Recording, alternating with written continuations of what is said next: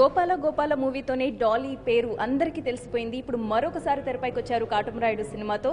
Director Dolly గారు మనతో పాటు సిద్ధంగా ఉన్నారు. నమస్తే సార్, ఎలా అనిపిస్తుంది రెండో సినిమా పవన్ కళ్యాణ్ గారితో? మామూలుగా నాకు దేజావులా ఉంది. మొన్న గోపాల గోపాల చేసి ఇప్పుడు again I'm doing Katamarayudu. Nice feeling to work with him. ఒకటి పవన్ కళ్యాణ్, నెక్స్ట్ డైరెక్టర్ డాలీ, ఇంకా అంచనాలను పెంచేసింది.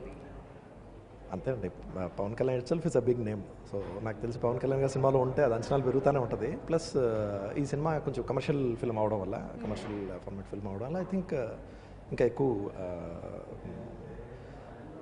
అయితే పవన్ కళ్యాణ్ గారు డాలీ గారు ఉండాలి అని చెప్పి పెట్టుకున్నారు అని న్యూస్ వచ్చింది. ఓకే, నేను అది కాంప్లిమెంట్గా తీసుకుంటున్నానంటే గుడ్ థింగ్. అంటే మూవీ మొత్తం ఎలా ఉండబోతోంది సార్? అంటే ఇది మాస్ ప్రేక్షకులకి ఒక మంచి ఫీస్ట్ అనే వార్తలు కూడా వస్తున్నాయి. మూవీ మొత్తం ఏ విధంగా ఉండబోతోంది, ఎలాంటి అంటే ఏ ప్రేక్షకులను ఎక్కువ ఆకట్టుకుంటుంది?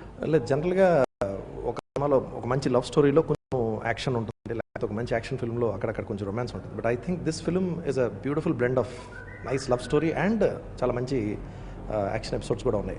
సో ఐ థింక్ అది మంచి విజువల్ ట్రీట్ ఫ్యాన్స్కి ఆర్ ఫ్యామిలీ ఆడియన్స్కి కూడా మళ్ళీ చూడాలనిపించే సీన్స్ ఉన్నాయి ఇందులో. సో ఐ థింక్ ఆయన లుక్ కంప్లీట్గా మార్చేశారు కదా. అంటే కాటమరాయుడు అన్న టైటిల్కి తగ్గట్లే ఆయన ఆహార్యం మొత్తం కనిపిస్తుంది. ఎలా డిజైన్ చేశారు? హెయిర్ స్టైల్ దగ్గర నుంచి, డ్రెస్సింగ్ స్టైల్ దగ్గర నుంచి, ఆయన బాడీ లాంగ్వేజ్ అండ్ మూమెంట్స్ అన్నీ. అది ఒకటి కళ్యాణ్ గారు ఐడియా, అది పంచ్ కట్టుకొని వెళ్దాం. సో ఆ స్టైల్ ఇప్పటివరకు మనం చూడలేదు ఆయన అలాగా. ఆర్ మేబీ అక్కడక్కడ ఒక సాంగ్లో చాలా అరుదుగా తెలుగు సినిమాల్లో కూడా హీరోలు అక్కడక్కడ వేసుకున్నారు.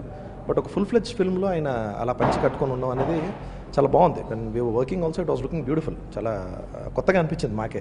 అంటే ఎన్నో సినిమాల్లో అలాంటి క్యారెక్టర్స్ వచ్చినా కూడా పవన్ కళ్యాణ్ గారు ఆ రకంగా కనిపించడం అనేది ఒక టీవీని తెచ్చిపెట్టింది ఆ డిజైన్ డ్రెస్కి. అవును, అది కథతో కూడా వెళ్తుందండి. అది ఇట్స్ నాట్ జస్ట్ లైక్ అతను ఆ పంచగట్టు కట్టుకున్నారు. కాస్ట్యూమ్ కూడా ఒక కథలాగా it just go in the flow of the film.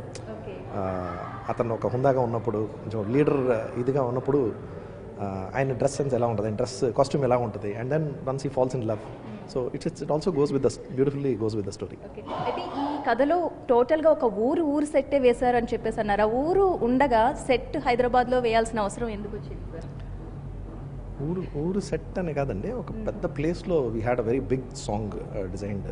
So ఆయన బీయింగ్ ఎ నేచర్ లవర్, అది కొంచెం ఓపెన్లో చేసామండి ఆ ఫస్ట్ సాంగ్.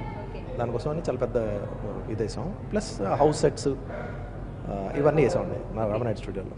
గోపాల గోపాల మూవీతో పోల్చుకుంటే అప్పటికి ఇప్పటికి ఆయన నుంచి మీరు ఎలా ఫీల్ అయ్యారు ఎక్స్పీరియన్స్ని, ఫస్ట్ మూవీకి సెకండ్ మూవీ? ఇది నేను స్టేజ్లో చెప్తాను, అప్పుడు మీరు రికార్డ్ చేసేయండి. Thank you so much sir.